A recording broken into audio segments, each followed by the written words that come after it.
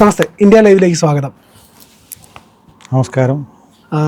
Narmada പരിക്രമണം 3500 kilometre കാൽനടയായി നർമ്മദയെ ചുറ്റി സഞ്ചരിച്ച ശിവകുമാർ മേനോനാണ് നമ്മളോടൊപ്പം ഉള്ളത്. നർമ്മദേഹർ എന്ന് പറയുന്ന ഗ്രന്ഥത്തിൻ്റെ രചയിതാവ് കൂടിയാണ് ശിവകുമാർ മേനോൻ.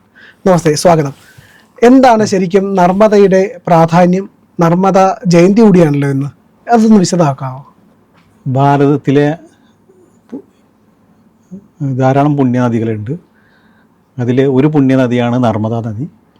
ഈ നർമ്മദാ നദി മാത്രമാണ് കിഴക്ക് നിന്ന് പടിഞ്ഞാറോട്ടൊഴുകുന്ന ഭാരതത്തിലെ ഒരേ ഒരു മഹാനദി. മഹാനദി എന്ന് പറയുമ്പോൾ 500 കിലോമീറ്റർ കൂടുതലുള്ള നദികളിലെ മഹാനദിയാണ്. ഈ നർമ്മദാ നദി ഭാരതത്തിനെ തന്നെ, അഖണ്ഡ ഭാരതത്തിനെ ഉത്തര ഭാരതമെന്നും ദക്ഷിണ ഭാരതമെന്നും തിരിച്ചിരുന്നു. ഈ നദിക്ക് മറ്റു നദികളിൽ നിന്ന് കുറച്ച് വ്യത്യാസങ്ങളുണ്ട്. അതിലൊന്ന്, ഏറ്റവും പുരാണമായ നദിയാണ് നർമ്മദാ നദി എന്നാണ് പറയുന്നത്. പക്ഷെ ധാരാളം ഫോസിലുകൾ അവിടെ നിന്ന് കണ്ടുകിട്ടിയിട്ടുണ്ട്. പഴയ കാലങ്ങളിലുള്ള ഫോസിലുകൾ പല പ്രളയങ്ങളെയും അതിജീവിച്ചിട്ടുള്ള നദിയാണ്. ഈ നദിയുടെ ഏറ്റവും വലിയ ദിവ്യത എന്ന് പറഞ്ഞാൽ, ഗംഗ നദിയിൽ നമ്മൾ ഒരു ദിവസം ഒരു നേരം കുളിക്കുമെന്ന് കിട്ടുമ്പോൾ പുണ്യം നർമ്മദാ നദിയുടെ ദർശനത്തിലൂടെ കിട്ടും. ഗംഗയിൽ ഒരു നേരം, യമുനയിൽ 3 നേരം,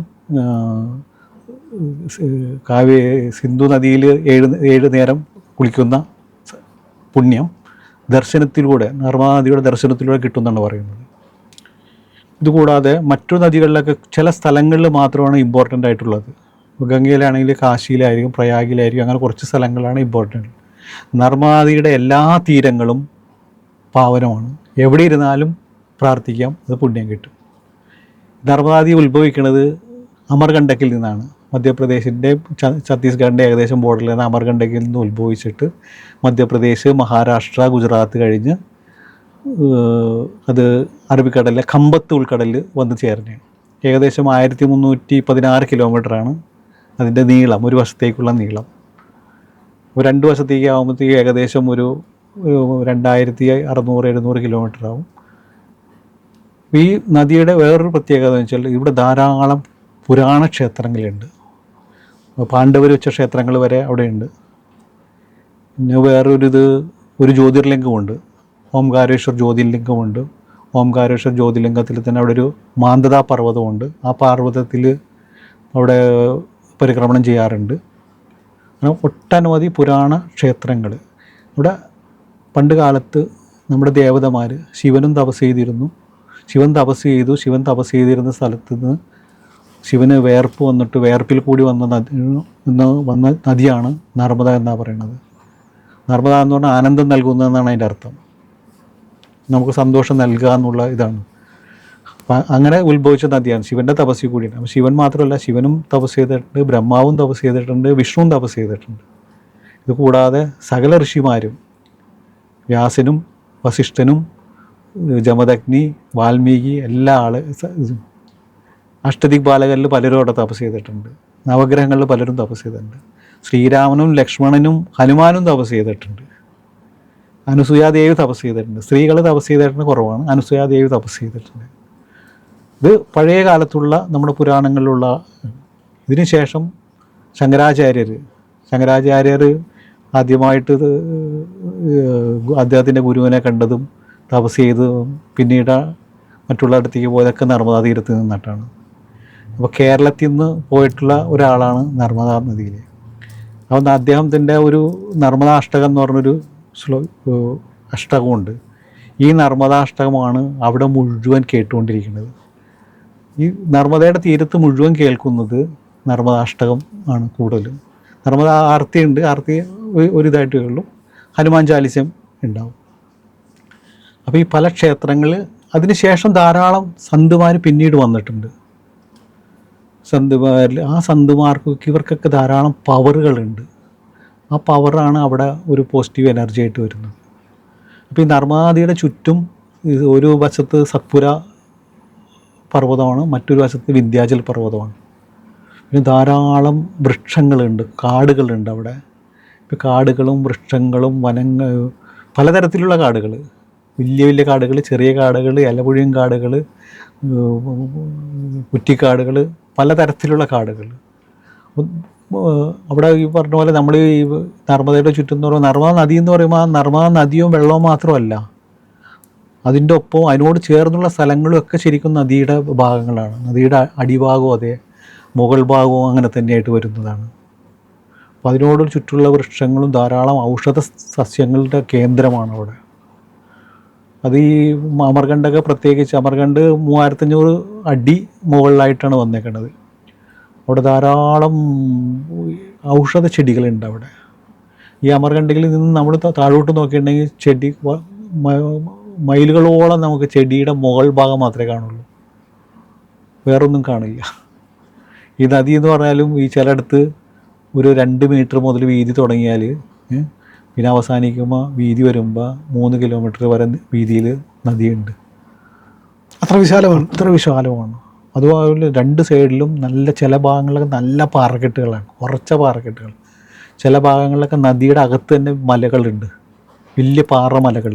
അതൊന്നും അങ്ങനെ പെട്ടെന്ന് പൊട്ടിപ്പോകപ്പെടും.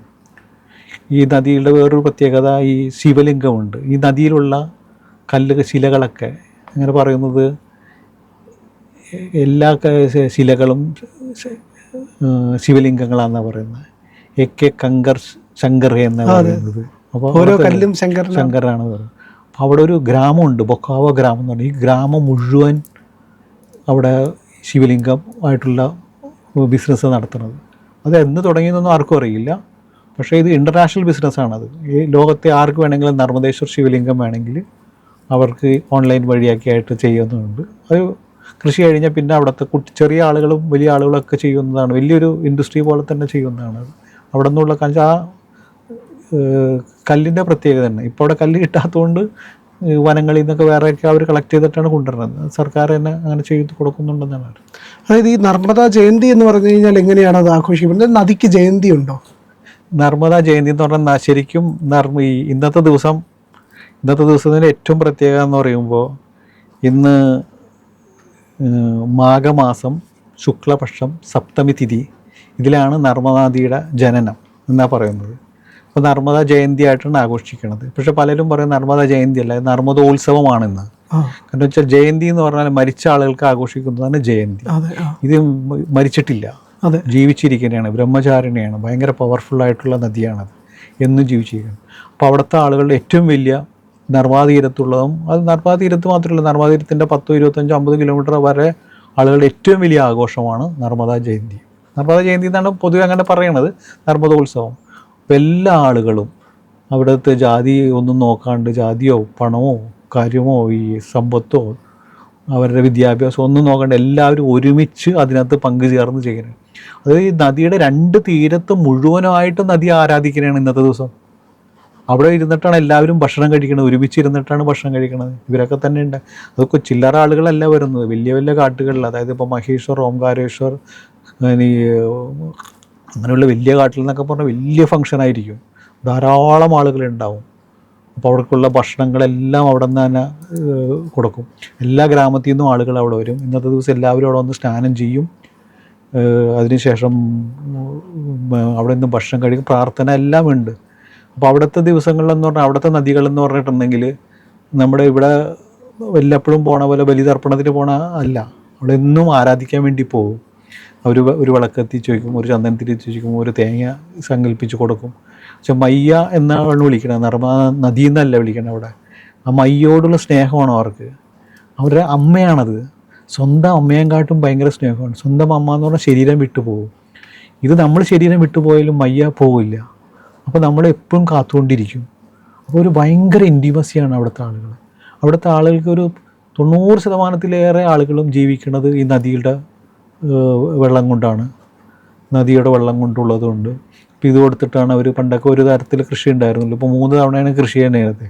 അപ്പോൾ ആ കൃഷി കൊള്ളും, കുടിക്കാനുള്ള വെള്ളത്തിനാണെങ്കിലും അവിടുത്തെ പശുക്കൾ, ആടുകൾ, എരുമകൾ മുഴുവൻ ഈ വെള്ളത്തിൽ നിന്നാണ് ഇത് ചെയ്യുന്നത്. അപ്പോൾ അവിടുത്തെ ആളുകൾക്കൊക്കെ വരുമാനം കിട്ടുന്നത് ഇതിൽ നിന്നാണ്. ഇത് മാത്രമല്ല, നല്ല വൃക്ഷങ്ങൾ, പലതരത്തിലുള്ള വൃക്ഷങ്ങൾ വളരുന്നു അവിടെ, പലതരത്തിലുള്ള പക്ഷികൾ. ഓരോ സ്ഥലങ്ങൾ മാറി വരുമ്പോൾ സ്ഥലങ്ങൾ മാറി വരുമ്പോൾ തന്നെ അത് കാണാൻ പറ്റും.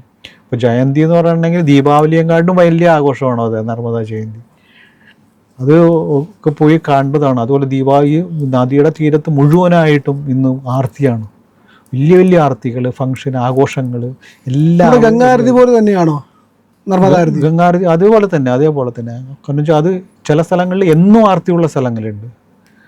ഈ സർദാർ വല്ലഭായ് പട്ടേലിൻ്റെ അവിടെ ഒരു അടുത്ത ഇതുണ്ട്, അവിടെയൊക്കെ എന്നും ജനങ്ങൾക്ക് വന്ന് കാണാനുള്ള സൗകര്യത്തിന് ചെയ്യുന്നുണ്ട്. ബാക്കി എല്ലായിടത്തും ആരതി ഉണ്ടാവും. ഒറ്റയ്ക്ക് ചെയ്യുന്നവരും ഉണ്ടാവും, കൂട്ടായിട്ട് ചെയ്യുന്നവരും ഉണ്ടാവും, പിന്നെ ഇതേപോലെ ഫംഗ്ഷനായിട്ട് ചെയ്യുന്നവരുണ്ടാവും. അതൊരു പ്രൊഫഷണൽ മോഡലിൽ തന്നെ ചെയ്യുന്നതാണ്, എല്ലാവർക്കും അത് ചെയ്യാൻ പറ്റില്ല.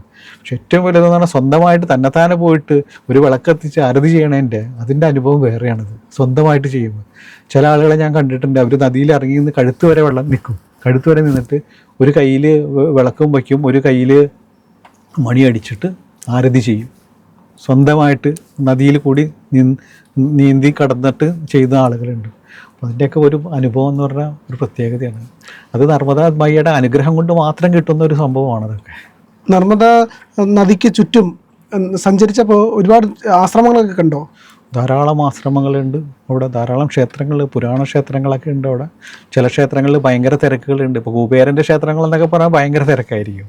ചില ക്ഷേത്രങ്ങളിൽ തിരക്ക് കുറവായിരിക്കും. ഉൾപ്രദേശങ്ങളിലുള്ള ക്ഷേത്രങ്ങളിൽ തിരക്ക് കുറവായിരിക്കും. പക്ഷേ ഉൾപ്രദേശങ്ങളിലെ ക്ഷേത്രങ്ങളിൽ ഒരു പ്രത്യേകത കാണും, നമ്മളവിടെ ചെല്ലുമ്പോൾ അറിയാൻ പറ്റും അതൊക്കെ. ഈ ശങ്കരാചാര്യരുടെ ഗുരുവിൻ്റെ ആശ്രമം ഇപ്പോഴും അവിടെ ഉണ്ടോ? ഗുരുവിൻ്റെ ഗൗഡപാദരുടെ അദ്ദേഹത്തിൻ്റെ ഒരു ഗുഹയുണ്ട് അവിടെ. ആ ഗുഹ കാണാനുള്ള അവസരം എനിക്ക് കിട്ടി. അതിൻ്റെ നേരെ എതിർവശത്താണ്, ആ സ്ഥലത്തിൻ്റെ പേര് ധൂംഘട്ട് എന്ന് പറയും. അതിൻ്റെ നേരെ എതിർവശത്ത് ദക്ഷിണ തീരത്താണ് സാംകാൽ ഘാട്ട്, ശങ്കരപുരി എന്ന് പറഞ്ഞ സ്ഥലത്താണ്. അവിടെയാണ് ശങ്കരാചാര്യർ ദീക്ഷ എടുത്തത്. ആ സ്ഥലത്ത് എനിക്ക് താമസിക്കാനുള്ള ഒരു സൗഭാഗ്യം കൂടി ഉണ്ടായി. ഏറ്റവും പ്രത്യേകത നർമ്മദേശ്വര ക്ഷേത്രമാണെന്ന് തോന്നുന്നു അല്ലേ?